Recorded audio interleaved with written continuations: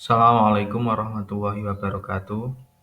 Kepada anak-anakku kelas 9 Madrasah Sanawiyah Nahdlatul Muslimin yang saya banggakan, Alhamdulillah kita sudah memasuki pertemuan yang kelima, yaitu pertemuan yang terakhir pada semester genap ini. Mata pelajaran Ilmu Pengetahuan Sosial kelas 9 dengan bab yang keempat, Indonesia dari masa kemerdekaan hingga masa reformasi.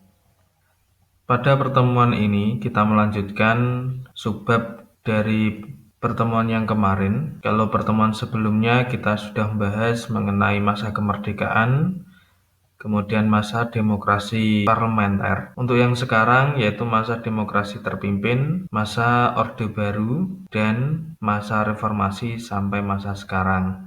Indonesia dari masa kemerdekaan hingga masa reformasi. Masa demokrasi terpimpin. Masa demokrasi terpimpin adalah masa ketika Indonesia menerapkan suatu sistem pemerintahan dengan seluruh keputusan pemerintah berpusat pada kepala negara. Pada tanggal 5 Juli 1959, Presiden Soekarno mengeluarkan Dekrit Presiden 5 Juli 1959 yang isinya 1. Pembubaran konstituante, 2. Berlakunya Undang-Undang Dasar 1945 dan tidak berlakunya Undang-Undang Dasar Sementara 1950. 3. Pembentukan MPRS dan Dewan Pertimbangan Agung Sementara atau DPAS. Masa demokrasi terpimpin yaitu masa di mana semua keputusan pemerintahan berpusat pada kepala negara atau presiden. Tindakan ini diambil karena untuk menstabilkan keadaan politik di Indonesia. Dewan Konstituante yang gagal merancang undang-undang dan lebih mementingkan kelompok atau individu masing-masing menyebabkan ketidakstabilan politik di Indonesia. Maka atas latar belakang tersebut, Presiden mengeluarkan Dekrit Presiden 5 Juli 1959. Dari masa ini terjadi beberapa penyimpangan terhadap Undang-Undang Dasar 1945. Yang pertama, Presiden menunjuk dan mengangkat anggota MPRS, yang mana MPR yang dipilih dari pemilu 1955 dibubarkan dan diganti dengan MPRS yang ditunjuk oleh Presiden. 2. Presiden membubarkan DPR hasil pemilu 1955 dan menggantinya dengan DPR-GR atau Dewan Permusyawaratan Rakyat Gotong Royong. 3. Pengangkatan Presiden seumur hidup. Itu adalah penyimpangan terhadap Undang-Undang Dasar 1945 yang terjadi pada masa demokrasi terpimpin. Perjuangan merebut Irian Barat yang belum bisa selesai pada masa demokrasi parlementer dilanjutkan pada masa demokrasi terpimpin. Pada tanggal 19 Desember 1961, Presiden Soekarno mengeluarkan suatu komando yang dikenal dengan Trikora, Tri Komando Rakyat, yang isinya ada 3. 1. Gagalkan pembentukan negara boneka Papua buatan Belanda. 2. Kibarkan sang merah putih di Irian Barat tanah air Indonesia. 3. Bersiaplah untuk mobilisasi umum, mempertahankan kemerdekaan dan kesatuan tanah air Indonesia. Kita tahu bahwasannya Irian Barat dalam perjanjian Den Haag tahun 1949 bahwasannya Belanda akan menyerah 1 tahun setelah penandatanganan KMB.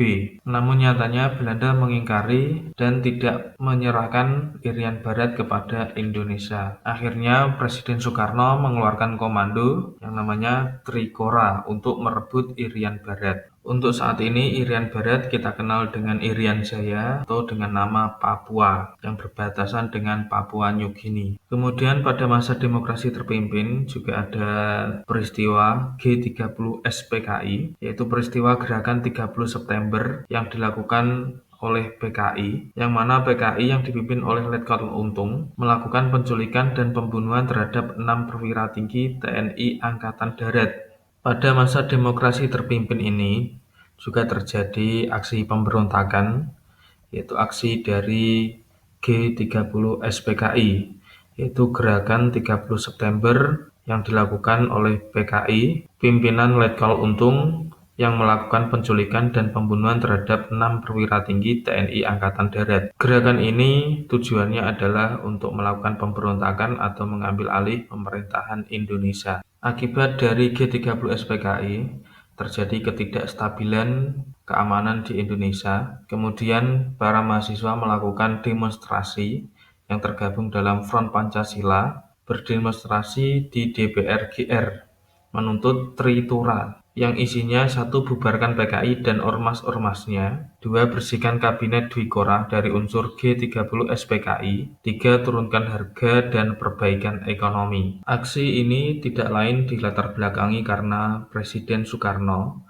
kurang tegas terhadap G30 SPKI sehingga menuntut mahasiswa untuk melakukan demonstrasi. Setelah adanya demonstrasi menuntut Tritura, Presiden Soekarno masih kurang tegas dan tidak ada tindakan. Akhirnya ada desakan kepada Presiden Soekarno untuk memerintahkan Lejen Soeharto. Dari surat perintah 11 Maret 1966 ini, Lejen Soeharto kemudian membubarkan PKI dan ormas-ormasnya, menangkap para pelaku G30 SPKI, dan membubarkan Kabinet Dwi Korah. Maka sejak saat itu di Indonesia terjadi dualisme kepemimpinan yang mana kepala negara dipegang oleh Presiden Soekarno, tapi yang menjalankan pemerintahan adalah Lejen Soeharto. Sidang istimewa yang memutuskan dalam TAP MPR nomor 46/MPRS/1968 tentang pengangkatan Soeharto menjadi Presiden RI dan Indonesia memasuki masa Orde Baru. Pada tahun 1968, MPR secara resmi melantik Soeharto untuk masa jabatan 5 tahun sebagai Presiden, dan dia kemudian dilantik kembali secara berturut-turut.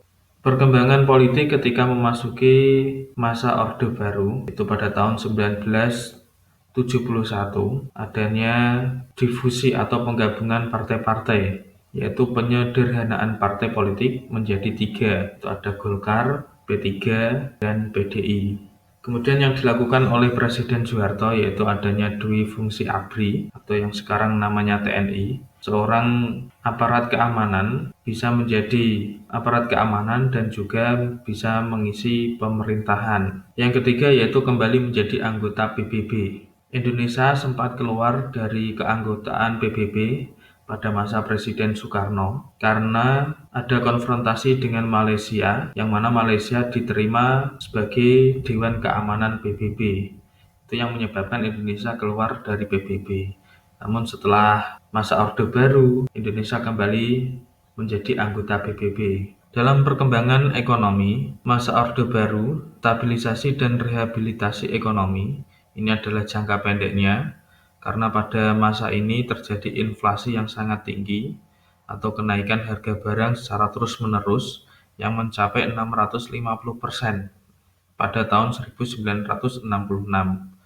Kemudian berhasil ditekan menjadi 120% pada tahun 1967 dan 80% pada tahun 1968.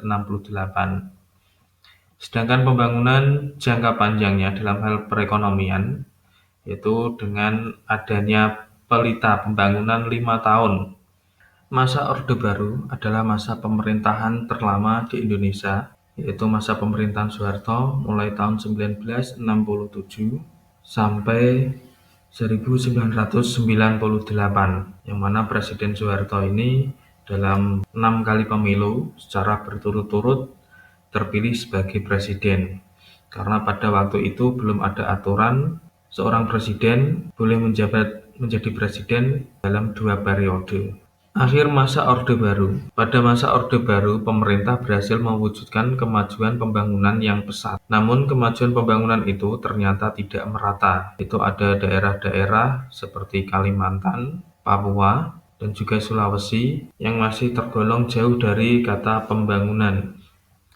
Kemudian kebijakan pemerintah Orde Baru yang terlalu fokus terhadap ekonomi ternyata menjadi pemicu terbentuknya budaya korupsi di kalangan para pejabat di Indonesia, yaitu maraknya praktek KKN, korupsi, kolusi, dan nepotisme.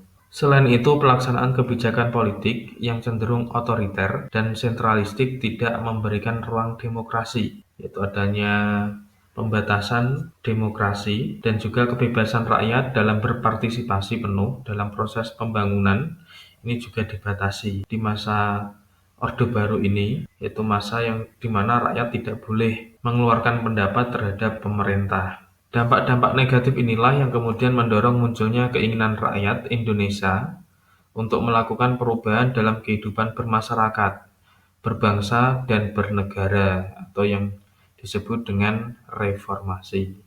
Indonesia dari masa kemerdekaan hingga masa reformasi, itu masa reformasi sampai sekarang, pemerintahan Orde Baru yang marak praktek KKN, pembatasan demokrasi, dui fungsi ABRI, dan pelanggaran HAM menjadi sebab munculnya reformasi pada tahun 1998.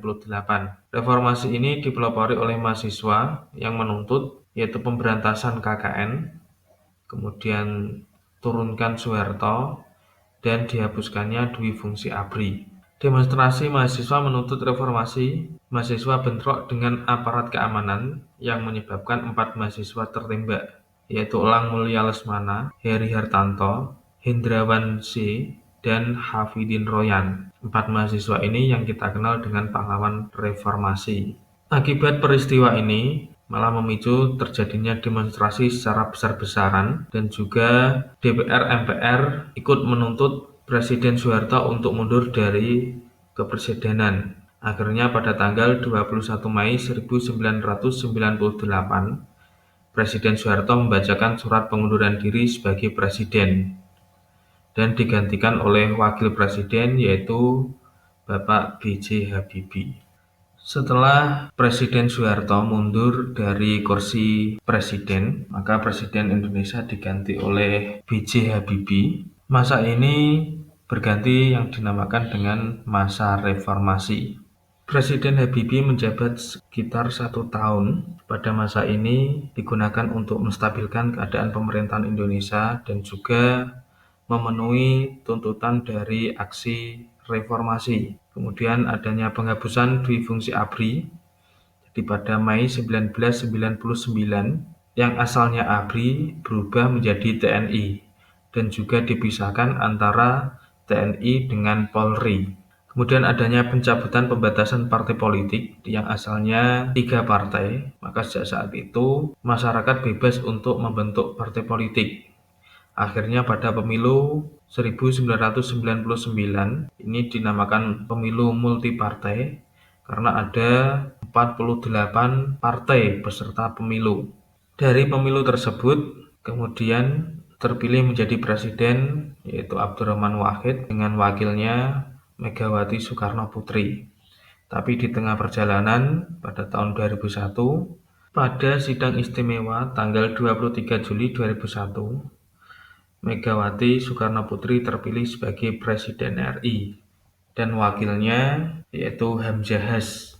Pemerintahan Presiden Megawati Soekarno Putri yaitu tahun 2001 sampai 2004. Pada masa ini yaitu ada peristiwa lepasnya Pulau Sipadan dan Pulau Legitan, yaitu 2 pulau ini diakui oleh Malaysia. Dan dari Mahkamah Internasional memberikan Pulau Sipadan dan Pulau Legitan kepada Malaysia. Dilanjutkan pemerintahan Presiden Susilo Bambang Yudhoyono, yaitu pemilu tahun 2004.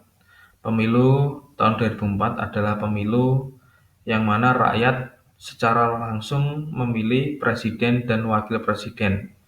Kalau sebelumnya yang memilih presiden dan wakil presiden adalah MPR.